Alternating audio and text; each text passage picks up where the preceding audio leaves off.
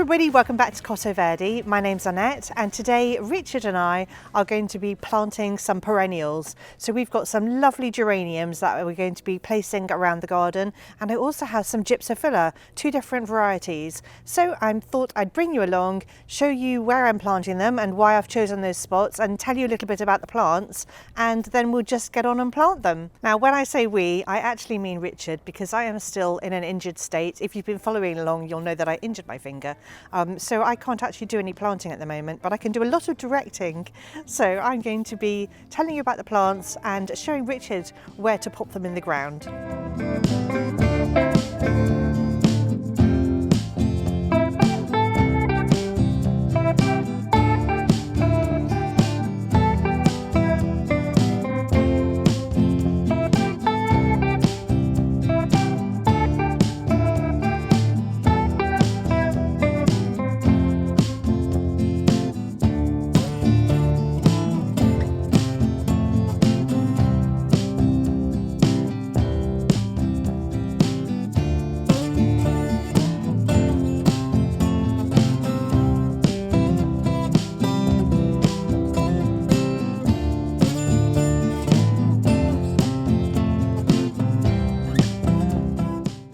Richard's just been weeding the area underneath the cherry tree because it was full of weeds.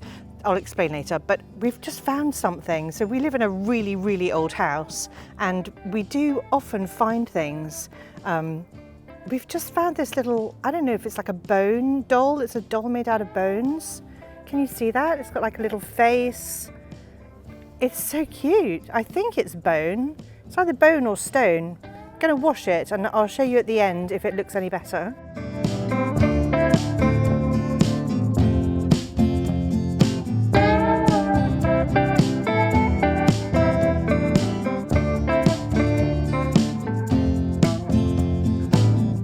So the first thing we're going to do is cut this sucker off at the bottom.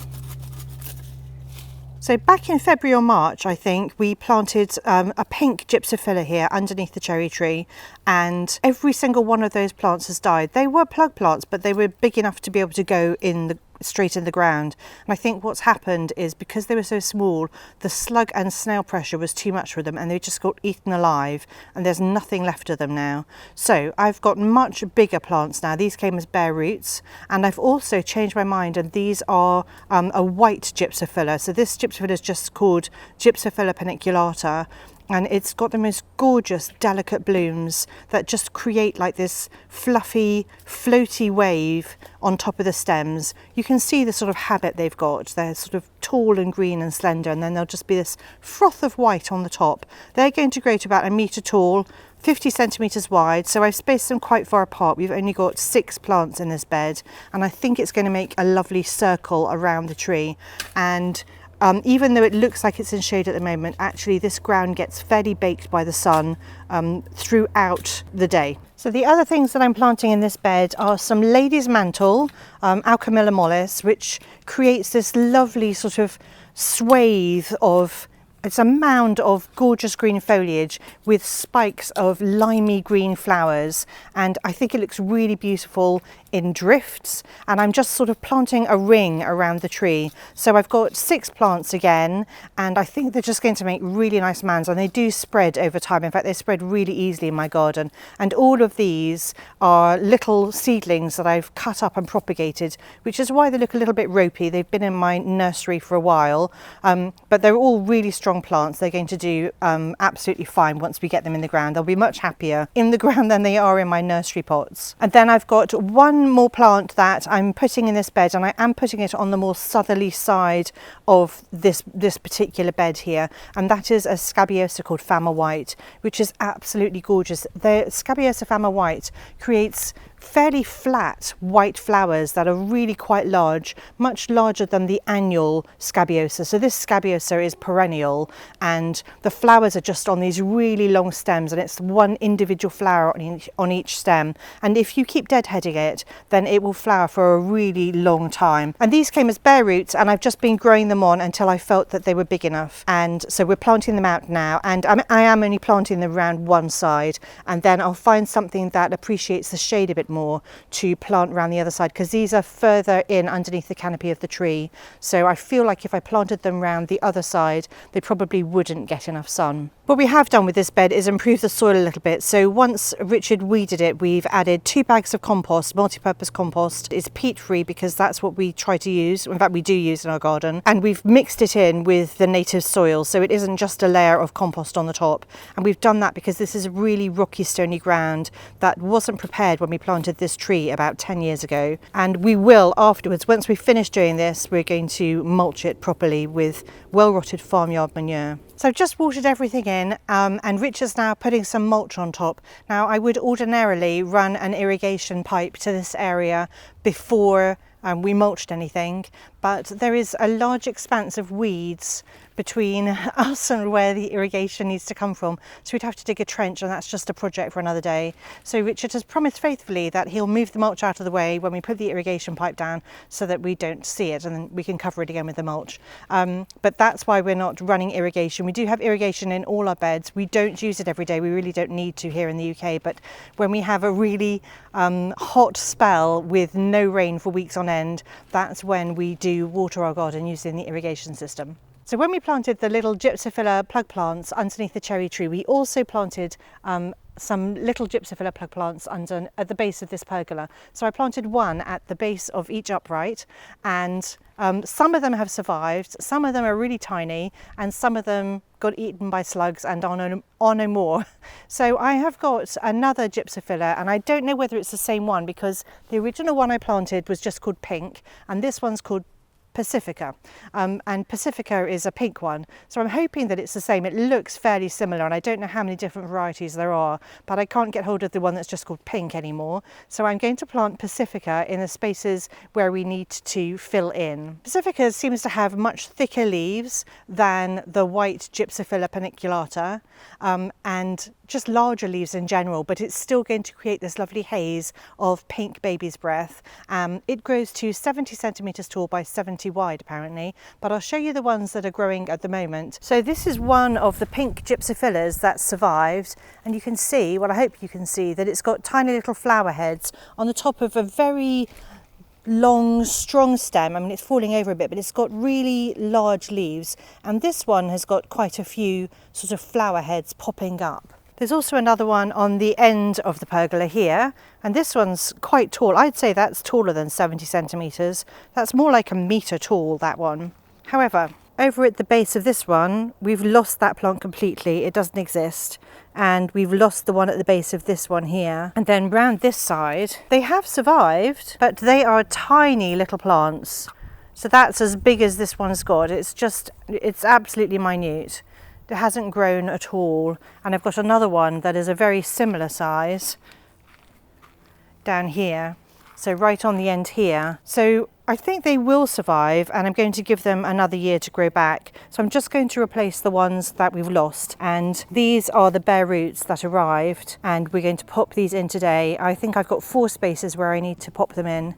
And I'm really hoping that, because the leaves look similar and it's also pink, that they're going to be the same plant. So Richard has just washed the little doll for me. I have only got one hand. I have no idea what it's made out of, but I feel like it's stone actually and not bone.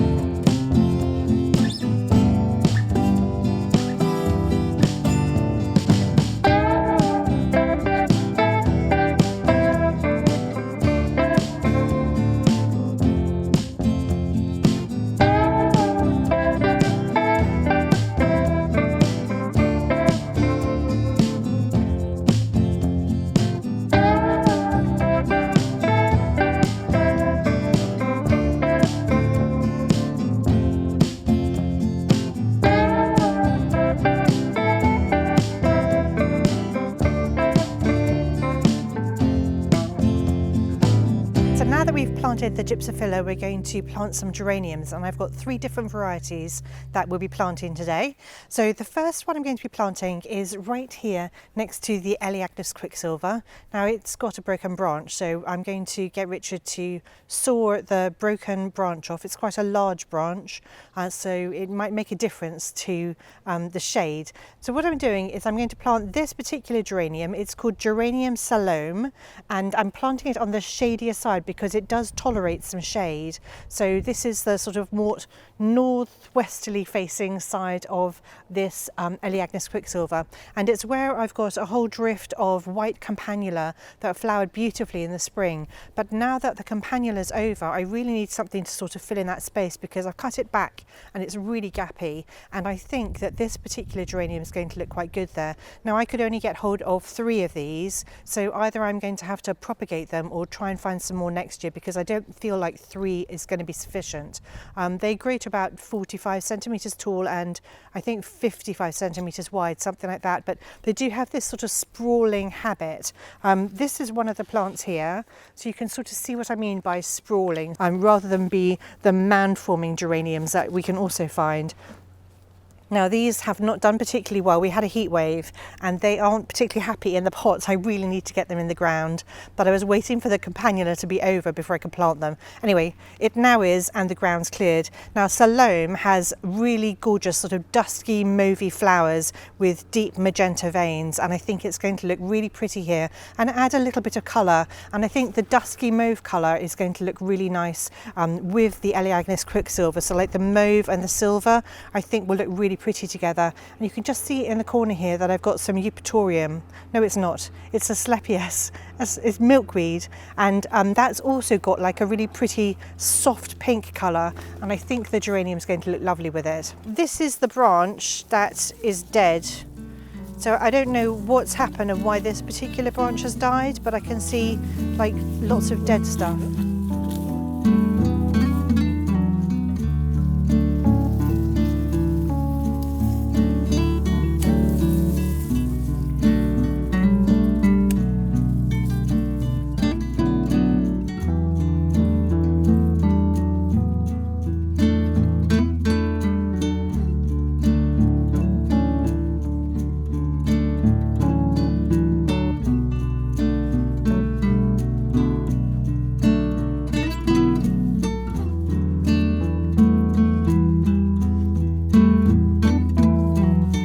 Down here in the bottom bed, where we have a lot of the sort of apricot peachy tones mixed with purple, and I thought that this particular geranium called Anne Thompson, look how beautifully that goes with those gorgeous apricot tones behind.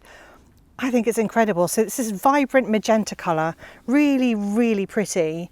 This one's been flowering a little bit in its nursery pot. I got these as bare roots and I've just been growing them on, and I didn't want to pop them in until I had the dahlias planted, and in fact we needed to sort out the front of this bed, so we've had to do that too. Anyway, it's time to plant these now. They grow to 50 by maybe 90. They are going to spread, and they'll flower between June and I think August. I'm not sure if they're repeat flowering, I'd need to look that up, but I think just the colours are going to be incredible. And I've got some beautiful salvia that I planted here a few weeks ago that's a very similar colour, so I think there's going to be a lovely continuation of these colours, and they're going to go really nicely with the dahlias that I've popped in this bed here. So I've got 8 of these plants, so I've kind of placed a triangle here around the Echinacea mini bell, and then I've got 5 more dotted around over here. So I've got some at the front, and then I've got like a grouping at the back there.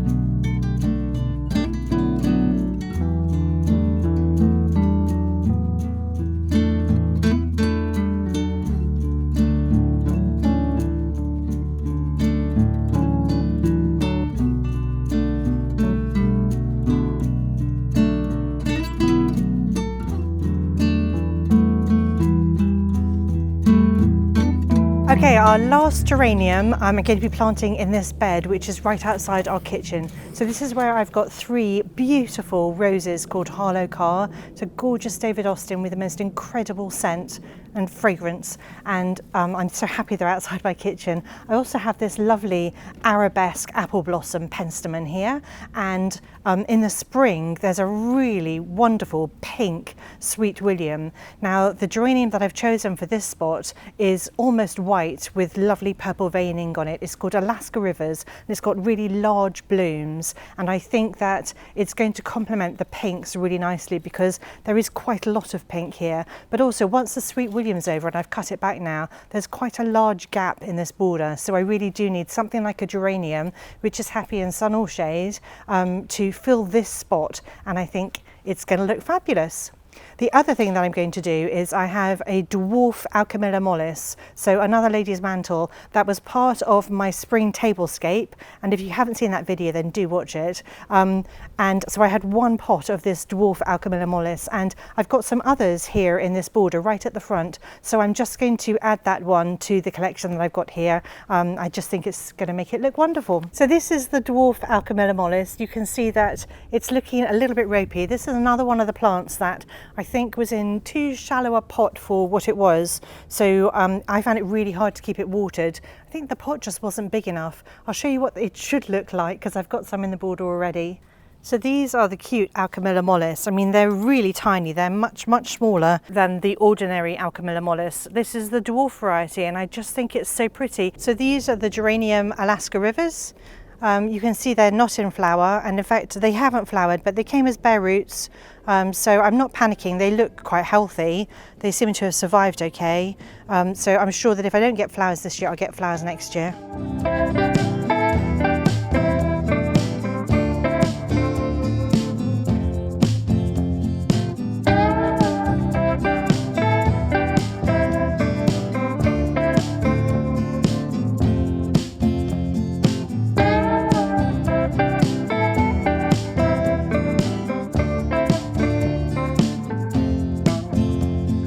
So that's it for today. We've got everything planted and we've done quite a lot of weeding to boot. I really hope you've had fun with us as we undertook these little projects. Thank you so much for watching, and I'll see you all next time.